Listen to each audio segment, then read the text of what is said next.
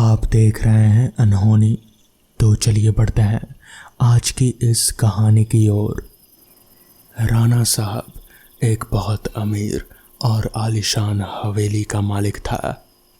उन्हें अपने से 10 साल छोटी उम्र की लड़की से प्यार हो गया। वो लड़की राणा साहब को अपने प्यार के मायाजाल में फंसाकर उनकी जायदाद को छीन लेना चाहते थे।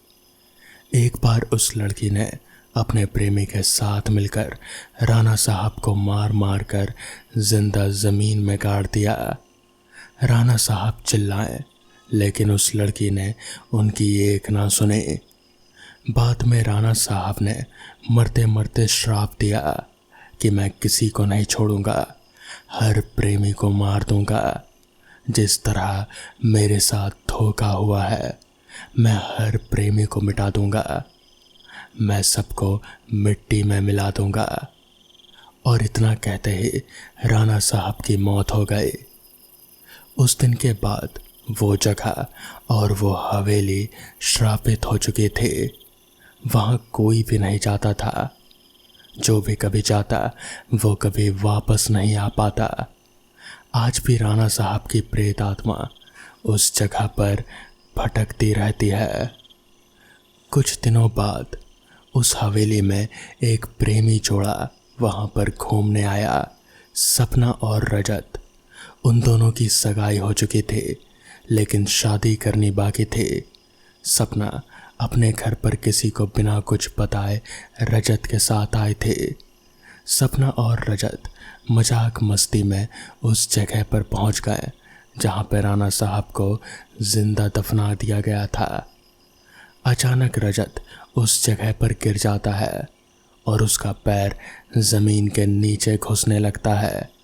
ये देखकर सपना डर जाती है और मदद के लिए चीखने चिल्लाने लगती है, लेकिन कोई भी उसकी आवाज़ सुन नहीं पाता। सपना जब उस हवेली में मदद के लिए जाती है तो वो वहाँ किसी के होने का आभास पाती है। उसी वक्त तुरंत सपना गिर जाती है और कोई उसका पैर पकड़कर उसी जगह पर खींच ले जाता है जहाँ राणा साहब और रजत दफन हुए थे। बाद में सपना भी उसी जगह पर दफन हो जाती है। कुछ दिन बाद जब सपना अपने घर नहीं पहुँचती, तब उसकी बहन सलोनी अपने पति समीर और कुछ दोस्तों के साथ उसे ढूंढते ढूंढते उस हवेली तक पहुंच जाते हैं। समीर एक पैरानॉर्मल एक्टिविटी एक्सपर्ट है। वो जब उस हवेली पर पहुंचे तब समीर को पता चला कि यहाँ पर किसी बुरी आत्मा का वास है। उसने सबको सूचित कर दिया। उसी रात को उन सभी के साथ कुछ अजीबोगरीब घटनाएं होने लगती है, जैसे कि नल से पानी टपकना, अपने बेडरूम में मिट्टी का आ जाना, रूम की खिड़की अपने आप हिलने लगना, किसी के रोने और चिल्लाने की आवाज़ आना। ये सब देखकर वो सभी डर जाते हैं और उनमें से एक जो भागने की कोशिश करता है, वो भागते भागते एकदम से ज़मीन में धंस जाता है। जब सब लोग भागकर वहाँ उसके पास जाते हैं तो पाते हैं कि वो ज़मीन में दफन हो चुका है। उसका कहीं कोई नामो निशान नहीं मिलता। समीर समझ जाता है कि उस हवेली में जो भी प्रेत आत्मा है वो बहुत ही खतरनाक है और बहुत ही गुस्से में है। अगर वो लोग यहाँ से भागने की कोशिश करें तो शायद वो लोग कभी भी जिंदा निकल नहीं पाएंगे। समीर वहीं पर बैठे कुछ प्लान बनाने लगता है। तभी कुछ देर बाद उसके दिमाग में ख्याल आता है कि वो लोग क्यों ना एक एक करके इस हवेली से बाहर निकलें और भागने की कोशिश ना करते हुए चुपचाप दबे कदमों से बाहर निकलें। सब लोग इसी तरह से एक एक करके भागने की कोशिश ना करते हुए भगवान का नाम लेते लेते उस हवेली से बाहर निकल जाते हैं। अगले दिन उस हवेली में सुबह के वक्त पुलिस पहुंचती है। पुलिस को उस हवेली के आसपास खुदाई करने पर 3 लाशें मिलती हैं। उनमें से 2 लाशें सपना और रजत की थे और तीसरी उनके दोस्त की। उसके बाद से पुलिस ने उस हवेली को हमेशा हमेशा के लिए बंद कर दिया। आज भी वो हवेली उसी जगह पर खड़ी है, मगर वहाँ कोई भी जाने की हिम्मत नहीं करता। तो दोस्तों, ये थी आज की पहली कहानी। तो चलिए बढ़ते हैं आज की दूसरी कहानी की ओर। वो बड़े ही सधे कदमों से चला जा रहा था। उसके कदम इतने हौले हौले उठ रहे थे कि एक पाँव के उठने का आभास दूसरे पाँव को भी नहीं हो पा रहा था। उसकी धड़कनें बढ़ी हुई थी, पर किसी तरह उस आदमी ने अपनी धड़कनों को काबू किया हुआ था। चारों ओर डरती नज़रों से देखता हुआ आखिर वो अपनी मंजिल तक पहुंच ही गया। वो अब धीरे धीरे सीढ़ियां उतर रहा था। नीचे पहुंचकर उसने धीरे से अपने साथ लाई उस छोटी सी बाल्टी को उस बावड़ी के पानी में डुबोया। बाल्टी भर लेने के बाद फिर वो उन्हीं सधे कदमों से ऊपर आने लगा। ऊपर पहुंचकर उसने राहत की सांस ली, लेकिन तभी वो दिख गया जिसका उसे डर था। उसे देखकर वो थर थर कांपने लगा, पर इस कपकपाहट में भी उसने बाल्टी के पानी को गिरने नहीं दिया। उसने धीरे से वो बाल्टी एक किनारे पर रख दी और उसके पैरों पर गिरकर गिड़गिड़ाने लगा। मालिक, मालिक, बस बस एक बाल्टी पानी मालिक, चाहे तो आधी कर लो। सूरज, तेरी इतनी औकात कि तू ठाकुर की बावड़ी मेरी बावड़ी से पानी चुराए? माफ़ी मालिक, हम जिस बावड़ी से पानी ले जाते हैं कल तक वो बावड़ी साफ़ हो जाएगी। आज ये पानी ले जाने तो मालिक। मेरे लड़के को बुखार है, प्यास से उसका गला सूख रहा है मालिक। उसे उस बावड़ी के गंदे पानी को नहीं पिला सकता मालिक। ठाकुर गरज कर बोला, तो क्या चोरी करने की बात थी? जैसे सब ले जाते हैं वैसे ही ले जाता।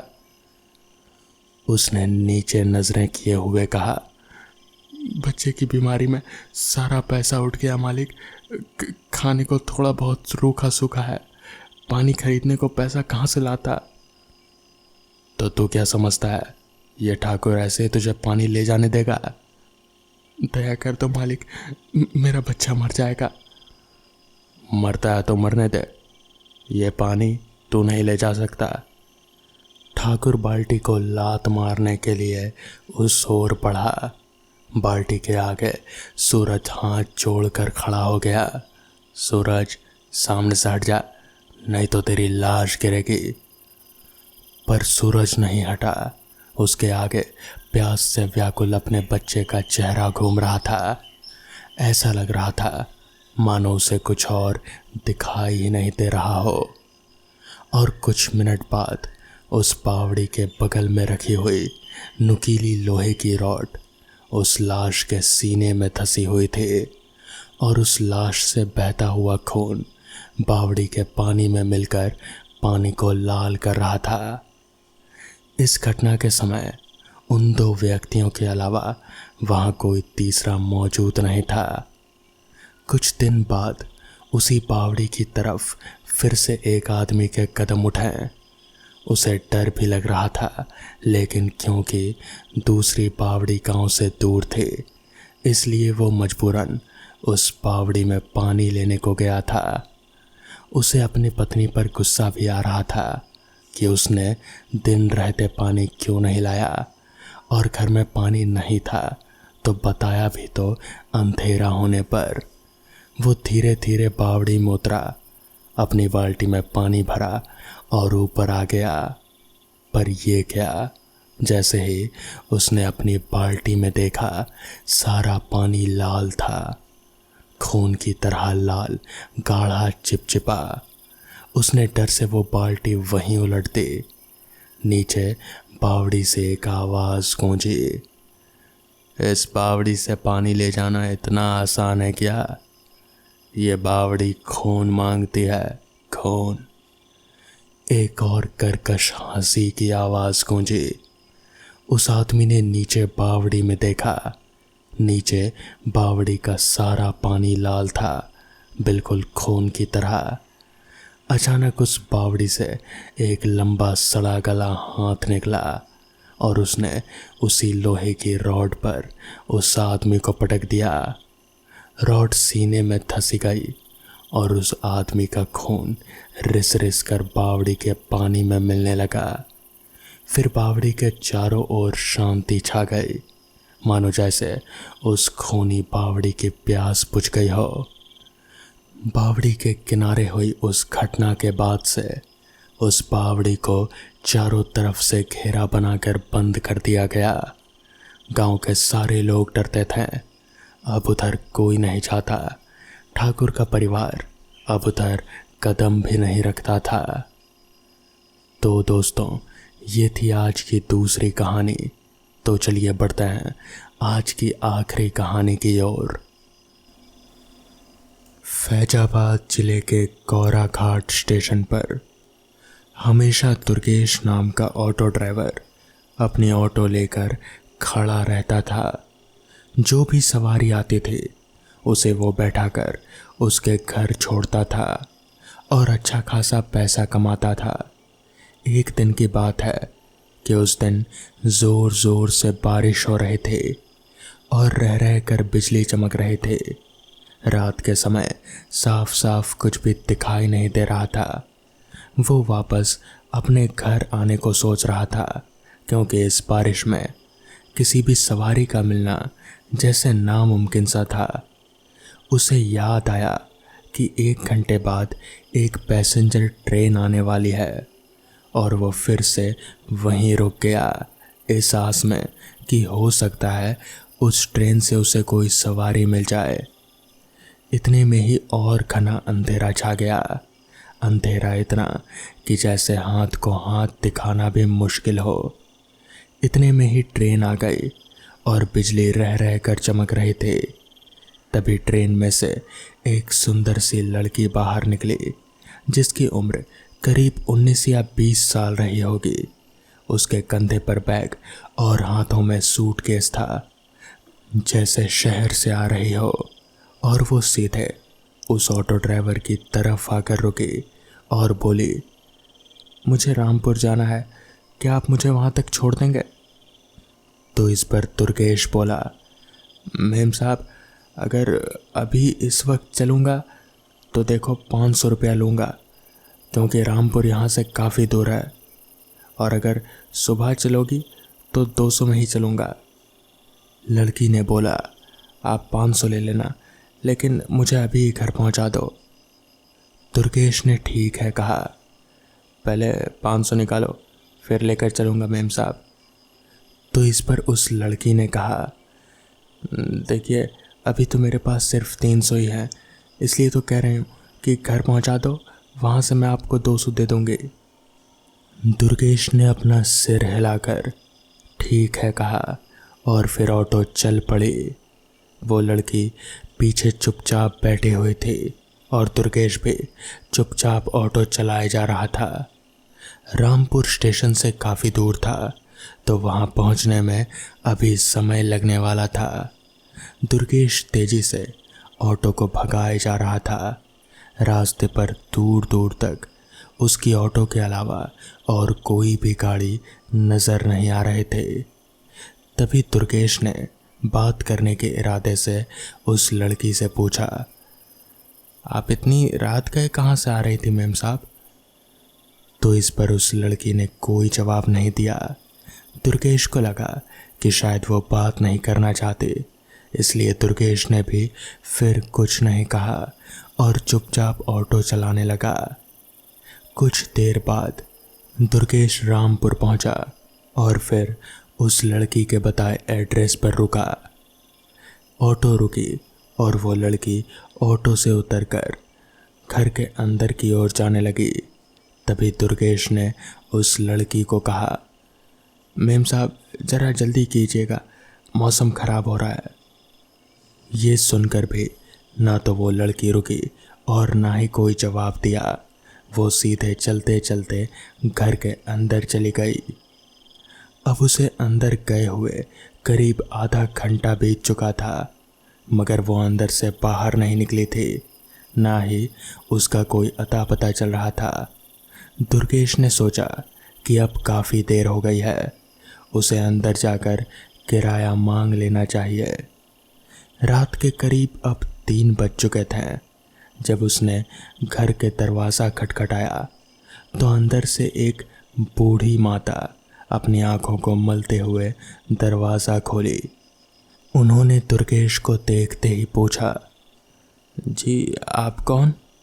इतनी रात को यहाँ पर, और ज़ोर ज़ोर से आवाज़ क्यों मार रहे हो? इस पर दुर्गेश ने बोला, वो मेम साहब आई थी, उन्होंने पूरा किराया नहीं दिया, इसलिए मैं अंदर आ गया और काफ़ी देर भी हो रही है। तो इस पर माता जी ने कहा, क्या? कौन सी मेम साहब? यहाँ पर तो सिर्फ मैं और मेरे पति रहते हैं, यहाँ कोई मेम साहब नहीं रहती। कुछ बरस पहले मेरी बेटी रहती थी, वो अब नहीं रही। माता जी अभी इतना कह ही रहे थे कि तभी दुर्गेश की नज़र वहीं पास ही के सामने की दीवार पर पड़ी। उस दीवार पर उसी लड़की की फ़ोटो टंगी हुई थी जिसे दुर्गेश अभी थोड़ी देर पहले यहाँ लेकर आया था। और हैरानी की बात तो ये थी कि उस लड़की के फ़ोटो के ऊपर फूलों की माला टंगी हुई थी। तभी दुर्गेश ने फ़ोटो की तरफ इशारा करते हुए कहा, वो यही थी वो मेम साहब, मैं इन्हें ही लेकर आया था। दुर्गेश की बात सुन उन माता जी ने कहा, ऐसा नहीं हो सकता, ऐसा नहीं हो सकता बेटा, इसको मरे कई साल हो गए, यही तो मेरी बेटी थी। ये सुनकर तो दुर्गेश के पैरों तले जैसे ज़मीन ही खिसक गई। दुर्गेश को कुछ समझ नहीं आ रहा था कि आखिर ये सब चल क्या रहा है। क्या वो अभी अभी एक आत्मा को लेकर आया या फिर कुछ और? दुर्गेश को कुछ भी समझ में नहीं आ रहा था। वो भागते भागते अपनी ऑटो के पास आया और फिर अपनी ऑटो लेकर वहाँ से चल पड़ा अपने घर की ओर। रास्ते पर वो यही सोचता रहा कि आखिर वो लड़की थी कौन? अगर वो आत्मा थी तो फिर उसने मुझे ही क्यों चुना उसके घर तक छोड़ने को? और फिर वो ट्रेन से उतरकर अपने घर क्यों जा रहे थे? इन सवालों के जवाब दुर्गेश को कभी भी मिल नहीं पा रहे थे। दुर्गेश अभी अपनी ऑटो लेकर तेजी से घर की ओर आगे बढ़ ही रहा था कि तभी उसने रियर व्यू मिरर में पीछे की तरफ देखा तो पीछे का नज़ारा देखकर उसके पैरों तले की ज़मीन खिसक गई। उसके पीछे वही लड़की बैठी हुई थी जिसे थोड़ी देर पहले दुर्गेश ने घर छोड़ा था। अब तो दुर्गेश की हैरानी का कोई ठिकाना नहीं रहा। उसे कुछ भी समझ में नहीं आ रहा था कि ये लड़की वापस से उसकी ऑटो रिक्शा में कैसे आ गई। वो रियर व्यू मिरर में कभी देखता तो कभी सामने रोड पर अपनी ऑटो संभालता। इसी बीच अचानक से डर की वजह से ऑटो पर से उसका नियंत्रण हटा और फिर ऑटो सड़क से नीचे उतरकर एक पेड़ से जा टकराई। अगली सुबह उस रास्ते पर बहुत ज़्यादा भीड़ जमी हुई थी। पुलिस भी वहाँ पर आए हुए थे। दुर्गेश की ऑटो सड़क से नीचे उतरकर एक पेड़ से ठुकी हुई थी। सामने का कांच टूटा हुआ और उस कांच के अंदर घुसकर एक लकड़ी दुर्गेश के सिर के आर पार हो चुकी थी। जी हाँ, दुर्गेश मारा जा चुका था और वहीं ऑटो के पिछली सीट पर 100 के 2 नोट रखे हुए थे, यानी 200 रुपये। तो दोस्तों, ये थी आज की कहानियाँ। अगर आपको ये कहानियाँ पसंद आई हों तो वीडियो को लाइक और चैनल को सब्सक्राइब करना ना भूलें। तो मैं आपका दोस्त आर्यन जल्द ही मिलूँगा आपसे ऐसी ही नई कहानियों के साथ। तब तक के लिए अपना ख्याल रखें।